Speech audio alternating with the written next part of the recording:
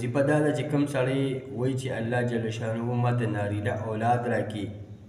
الله جل شانه ماته اولاد راکړي او نارینه اولاد ماته الله جل شانه راکړي، نو د هغې دپاره دی دغه انسان کوم چې دا اولاد خواهشمند دی، که زنانه دی که نارینه ده، هغه دی دا لفظ د الله جل شانه دا لفظ دا د روزانه وی الخالق د الله جل شانه دا صفتی نوم الخالق دا د روزانه زر پیری وی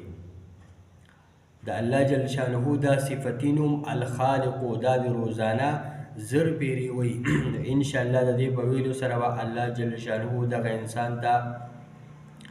نارینه اولاد ورکی، الله جل شانه به اولاد هم ورکی او په اولاد کې به الله جل شانه